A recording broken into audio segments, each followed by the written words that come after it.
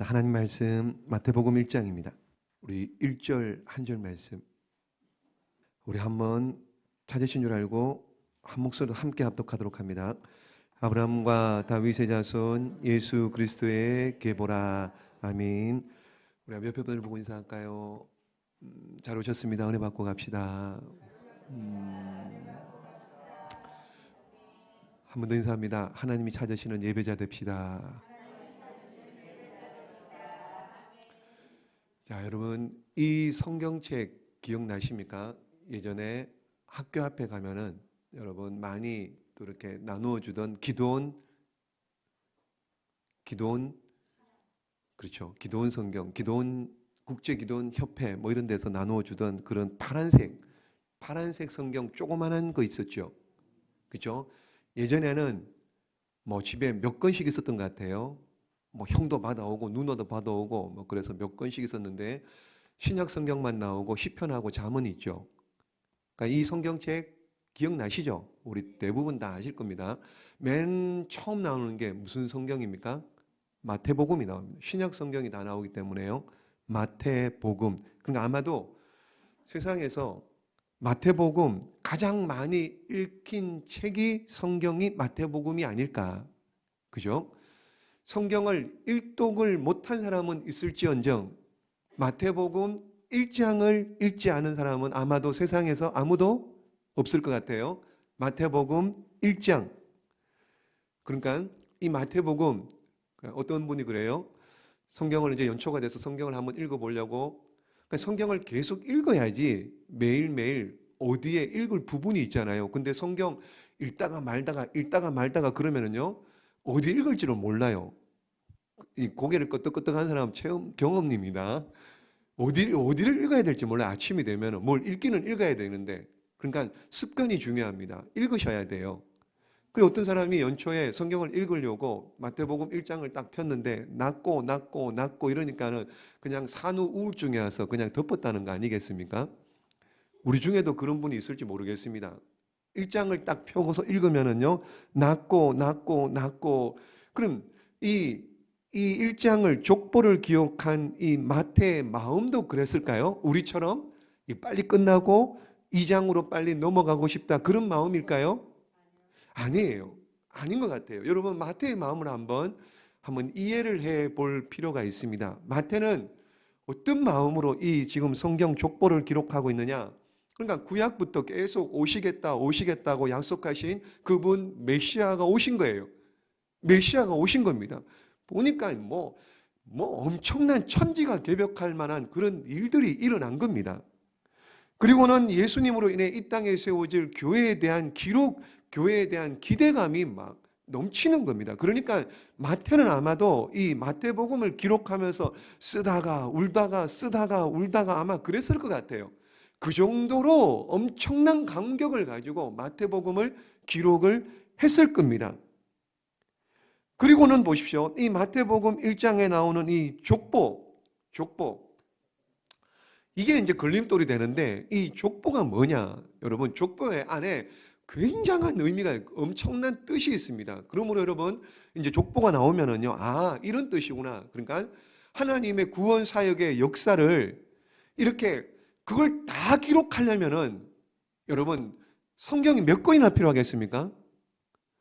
아마 태산만큼도 높을 만큼 태산만큼 높이 성경책이 필요할 겁니다. 그러니까 여러 수없이 많은 사람들이 나오는데 중요하지 않은 사람은 어떻게 해요? 그냥 이름만 넘어가고 중요한 사람, 아주 구원 역사에 하나님의 구원 역사에 아주 중요한 사람의 이름이 나오면 그 사람을 찾기 위해서 그 사람이 나오면은 스톱 멈춥니다. 그리고는 그 사람이 어떤 사람이냐라고 행했던 일들을 설명하고 기록하는 이런 내용. 그러니까 예를 들면은요, 창세기 5장 말씀에 보시면은 아담의 후손이 나옵니다.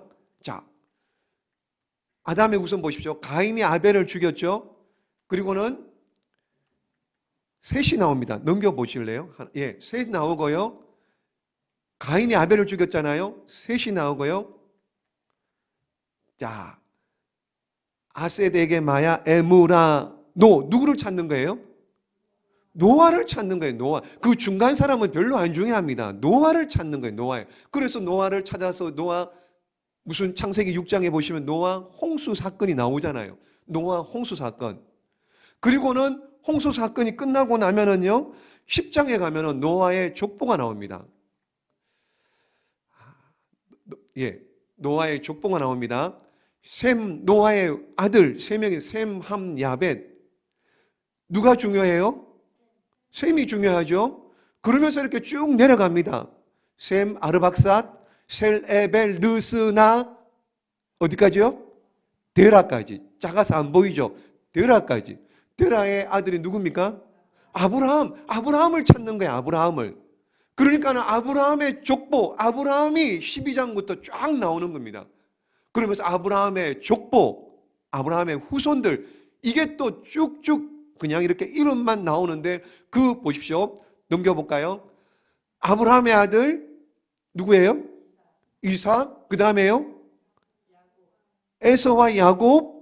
그 다음에요? 보십시오. 자, 여기서 예수님의 족보, 그러니까 야곱의 12아들 중에 누구를 통해서요? 12명 중에 넷째 아들 유다를 통해서요 쭉 나옵니다. 이렇게 나간 족보가 어디 나오느냐?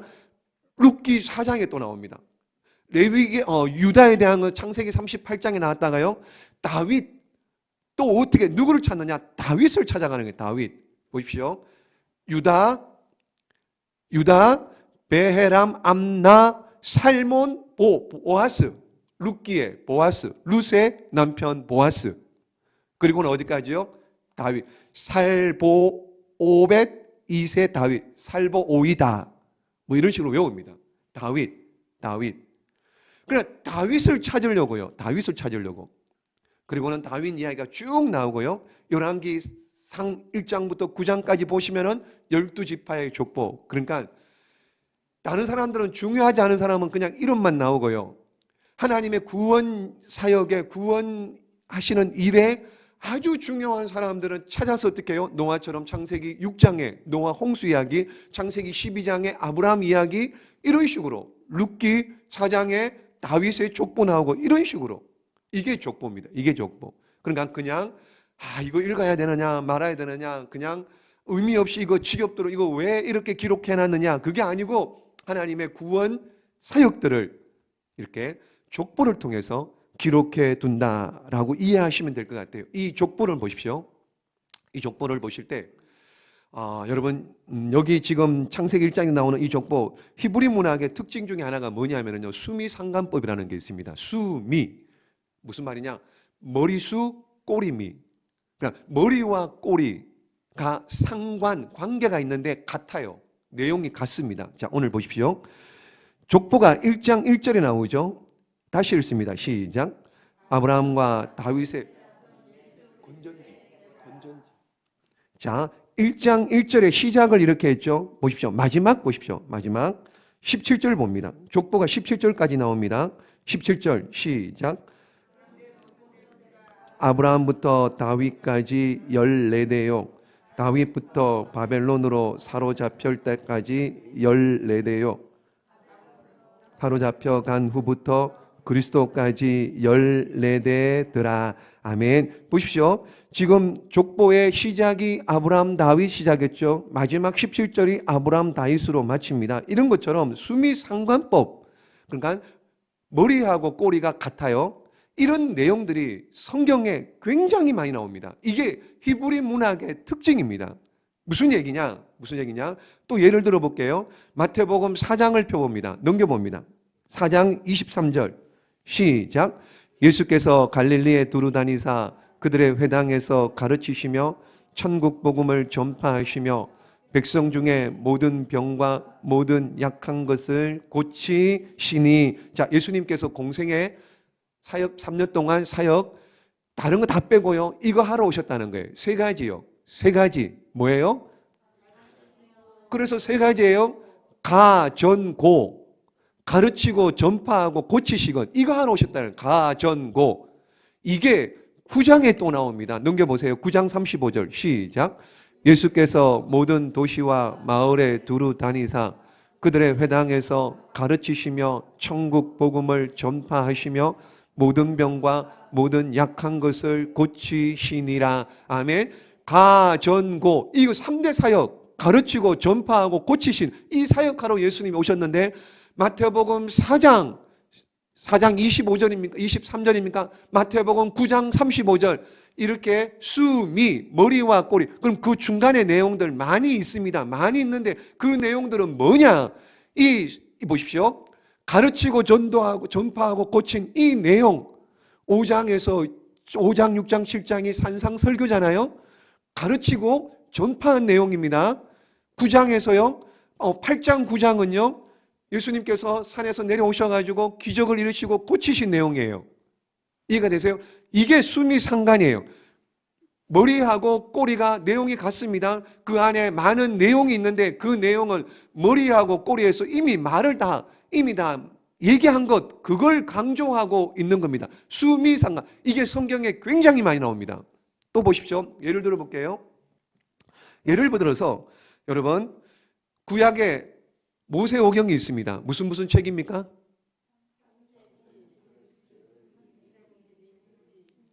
창출레민신.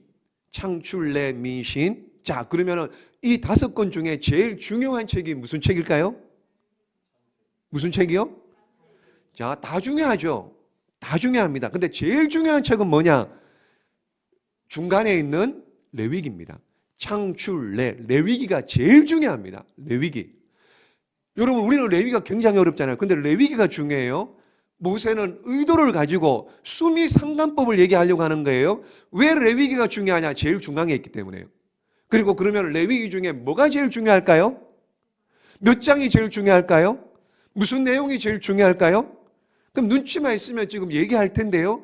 가운데예요, 가운데. 그럼 가운데 무슨 내용이 나옵니까? 몇 장이냐면요. 16장. 무슨 내용이에요? 16장 대속죄일. 이해되세요? 16장이 대속죄일입니다. 인간의 죄사함 받는 것. 이거보다 더 중요한 게 없습니다. 죄사함 받는 것. 그 죄사함을 주시기 위해서 예수님께서 2000년 전에 이 땅에 오신 거예요. 그리스도의 보혈의 상징. 그러니까는 레위기 27장 중에 제일 중요한 게 뭐냐? 대속죄일 16장 가운데 있습니다. 가운데. 이게 수미상관법이라는 거예요.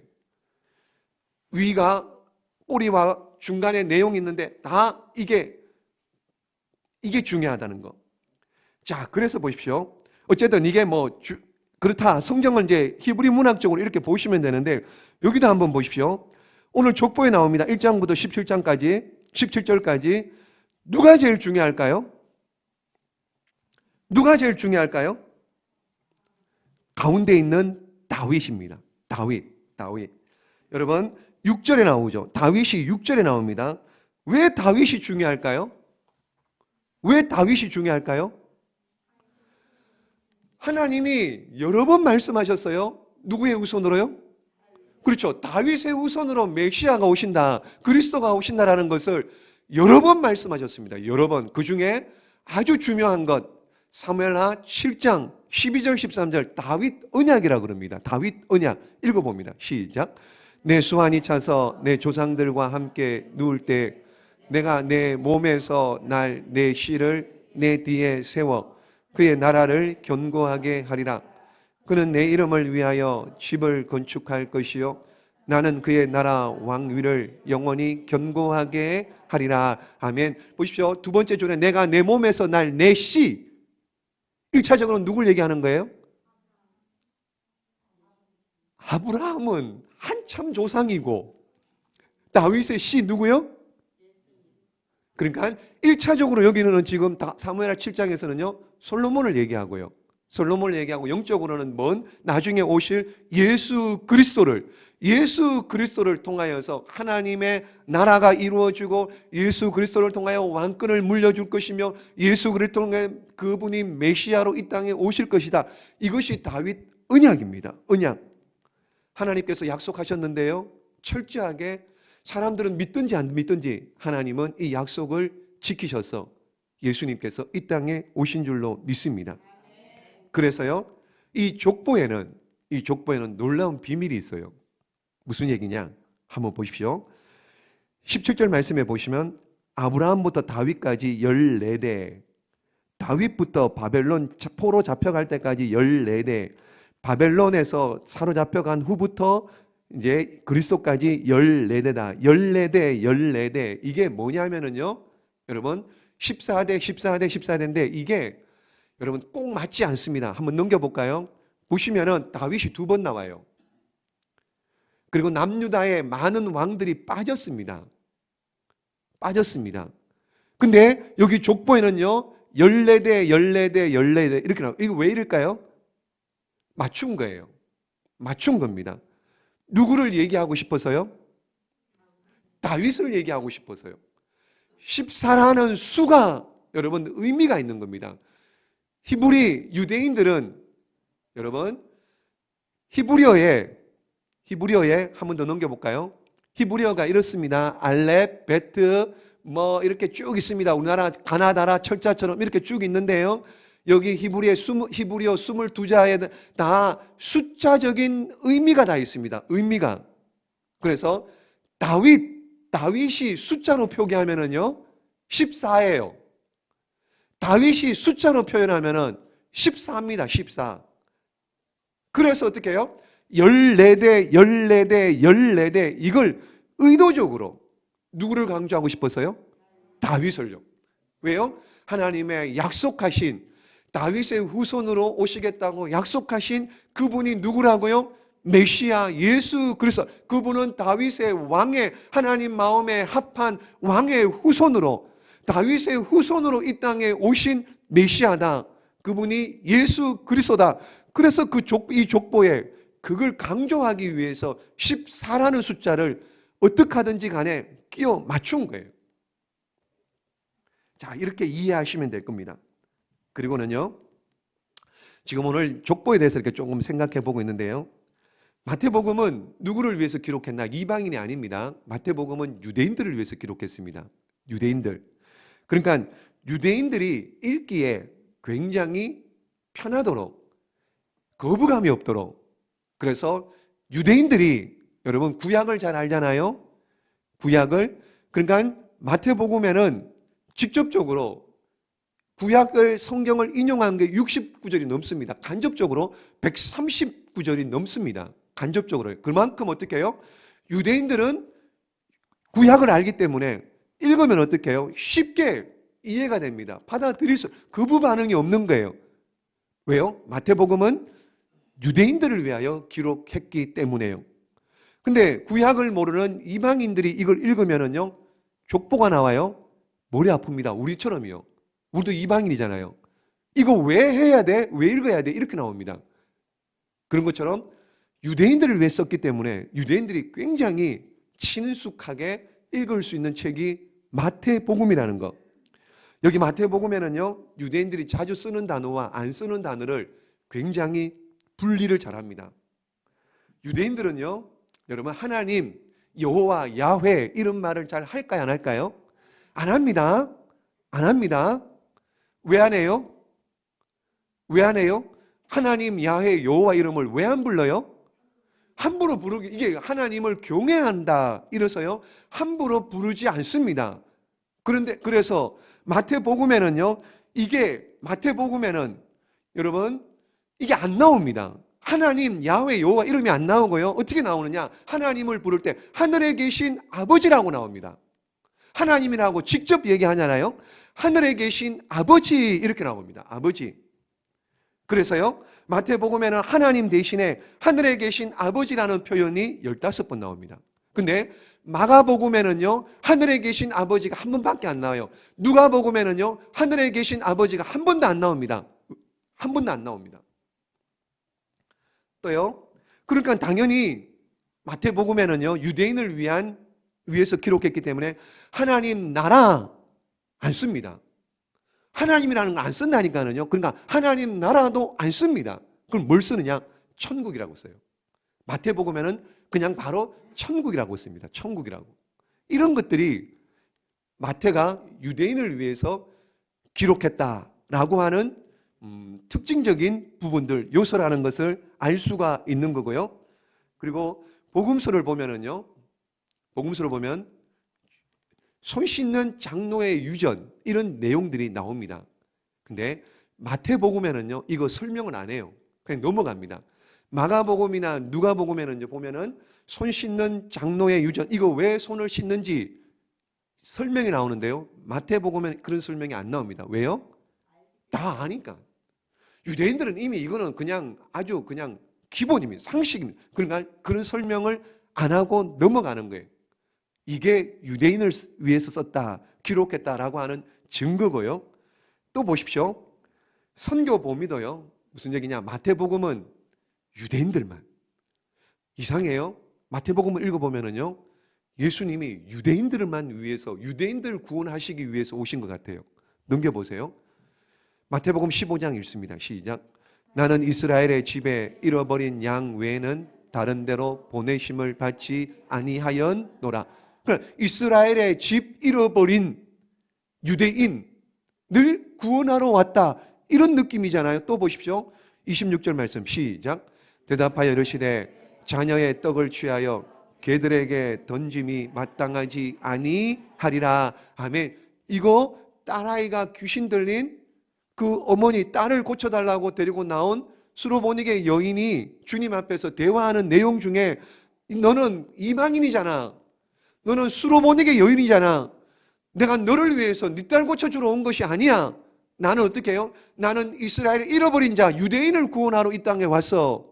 그러니까 우리가 아는 예수님 구원자 구세주 예수님하고 좀 동떨어진 느낌의 말씀을 하십니다. 유대인 그러니까 마태복음은 유대인의 구원을 위해서 이 땅에 오신 것처럼 그렇게 여러 군데 설명을 해주고 있는 겁니다. 누구를 위해서요? 유대인을 위해서. 유대인을 위해서. 자, 마태복음 보십시오. 구조적으로 보면은요, 크게 5 이렇게 큰 덩어리로 있습니다. 설교로 돼요, 설교로. 한번 보십시오. 산상설교, 10장에 제자 파송 설교, 13장의 천국 비유 설교, 이게 비유장이라 그러죠. 그리고 18장의 제자 공동체 설교, 24장, 25장이 종말에 대한 설교입니다. 근데 이걸 어떻게 구분했는지 어떻게 알 수 있느냐? 어떻게 알 수 있느냐? 이렇게 5 종류를 묶었잖아요. 묶고 마지막에 뭐라고 말씀하시느냐? 이 말씀을 마치심에 꼭 나옵니다. 이 말씀을 마치심에 그러니까 산상설교를 했습니다. 이게 한 묶음이라는 걸 어떻게 알 수 있느냐? 7장 28절에 보시면은요. 제가 읽을게요. 예수께서 이 말씀을 마치심에 무리들이 그의 가르치심에 논란이 이렇게 나옵니다. 10장의 제자 파송 설교를 끝냈습니다. 끝나고 난 다음에 11장 1절에 보시면은요. 예수께서 12제자에게 명하기를 마치시고 이렇게 마치시고 그리고 13장의 천국 비유 설교를 하시고 마칩니다. 그러면서 13장 53절에 보시면은요. 예수께서 이 모든 비유를 마치신 후에 그곳을 떠나서 또요. 18장의 제자 공동체 설교를 합니다. 끝나고 난 다음에 또 마치심에 유대 지경으로 갔다. 이런 얘기 나옵니다. 24장, 25장에 종말 설교를 합니다. 그리고 난 다음에 26장 1절에 보면은요. 마지막 때 일어날 일에 대하여 가르침을 이렇게 또 마치심에 이렇게라고 합니다. 그러니까 마치심에 이걸 기준으로 해서 마태복음은 5개 큰 설교 덩어리로 되어 있구나. 그것이 산상설교고 또 제자 파송 설교고 천국 비유 설교고 제자 공동체 설교고 종말에 대한 설교구나. 이렇게 이해하시면 이게 묶음으로 이렇게 되어 있다는 것. 그러니까 지난번에 말씀드렸잖아요. 시간 순이 아닙니다. 역사 순이 아닙니다. 주제별로 묶어 5개로 설교로 묶여 있는 책이 마태복음입니다. 게다가요. 마태복음하고 여러분 마태복음하고 구약에 보면은요. 이게 5 지금 보십시오. 5 묶음이잖아요. 5라는 숫자. 구약 성경에 5 뭐가 생각나십니까? 5라는 숫자. 예?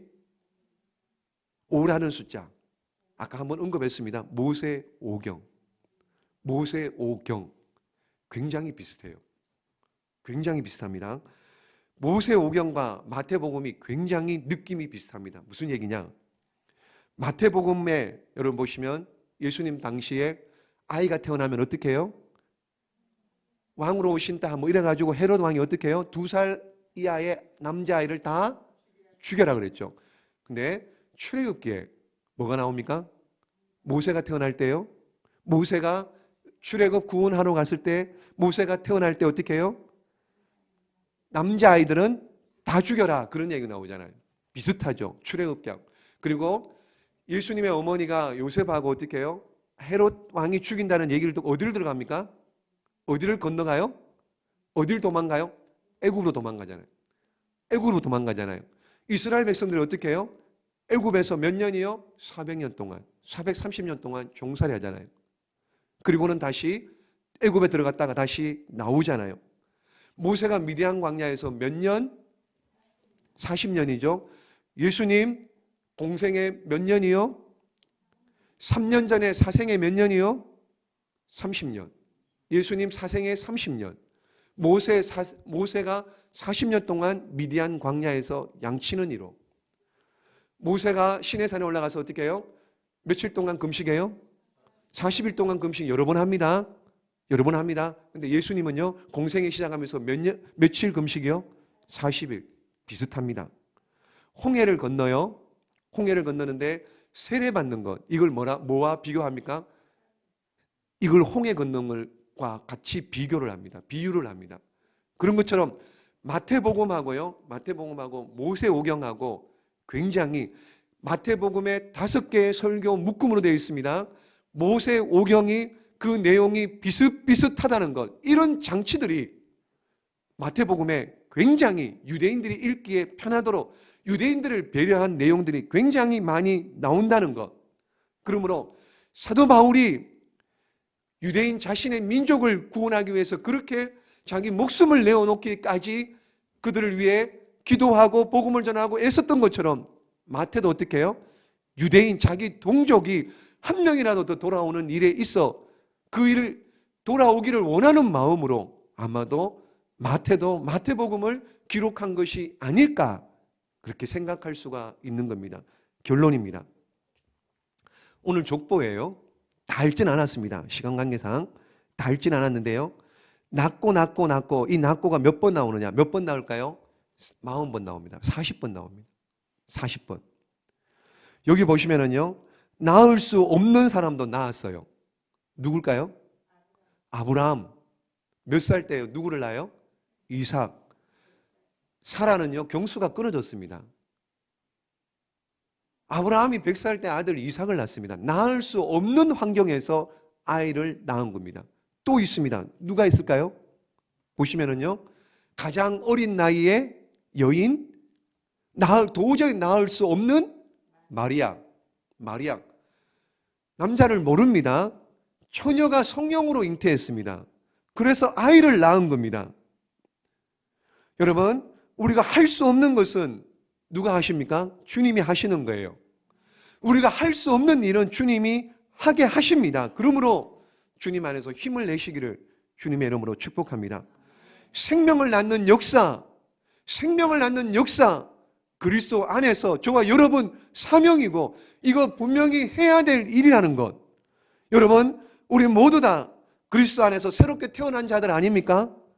이전에 다 한 대, 두 대 아니면은 모태신앙 아니었으면 전부 다 중간에 믿은 분들은요, 예수님하고 관계없는 자들입니다. 구원하고 관계없는 자들입니다. 그런데 우리도 새롭게 다시 태어난 거 아니에요? 누군가의 전도에 의해서, 누군가의 기도에 의해서 우리가 다시 태어난 그렇게 영적으로 출산된 저와 여러분, 그러므로 우리도 어떻게 해요? 우리도 나아야죠. 우리도 영적으로 새 생명을 출산하는 그 일들이 저와 여러분에게 있어야 될 줄로 믿습니다. 사도 바울도 보십시오. 사도 바울은 결혼을 했나요? 안 했나요? 결혼 안 했습니다. 복음을 위해서 결혼을 안 했습니다. 그런데 그가 낳았대요. 한번 볼까요? 고린도서 4장 15절 시작. 그리스도 예수 안에서 내가 복음으로서 너희를 낳았음이라. 아멘. 복음으로 너희를 낳았음이라 고린도 교회의 성도들을 얘기하는 겁니다. 1년 6개월 동안 고린도 교회에 사역을 하고 교회를 세우고 성도를 구원하고 하나님의 자녀로 세운, 영적으로 출산했다. 결혼은 안 했지만은 내가 너희를 낳았다. 그렇게 얘기하는 것. 빌레몬서도 한번 봅니다. 빌레몬서 1장 시작. 갇힌 중에서 낳은 아들 오네시모를 위하여 내게 간구하노라. 아멘. 바울이 무슨 결혼을 했습니까? 바울이 지금 빌레몬을 쓸 때 감옥에 있는데, 옥중 서신인데, 근데 바울이 낳았대요. 오네시모를 낳았답니다. 영적으로 출산했다는 거예요. 영적으로. 여러분, 그러므로 저와 여러분도 영적으로 출산하는 이런 은혜가 있기를 예수님의 이름으로 축복합니다. 출산해야 되는 거예요. 낳아야 되는 거예요. 낳지 못하면은 여러분, 우리를 살게 하시고 또한 이 시대에 살게 하시는 하나님의 사명, 목적대로 살지 않는 겁니다. 낳아야 되는데요, 오히려 어떻게 해요? 죽이는 사람도 있습니다. 야고보서 1장 말씀해 보시면은요, 욕심이 잉태한 즉 죄를 낳고, 욕심이 잉태한 즉 죄를 낳는데요. 죄가 장성한 즉 사망을 낳는다. 죄가 장성하면은 사망, 죽음을 낳는데요. 영적인 새 생명을 출산하는 사람도 있는 반면에 어떻게 해요? 죽이는 사람도 있다고요. 사망, 죽음을 가져다 오는 사람도 있다고요. 어느 편입니까, 여러분? 여러분들은 어느 편? 우리는 무엇을 낳으며 살아가고 있습니까? 죄를 낳습니까? 죽음이에요? 아니면은 영적인 출산, 새 생명을 낳고 있는지. 근데 여러분, 이게 마음대로 안 되는 거예요.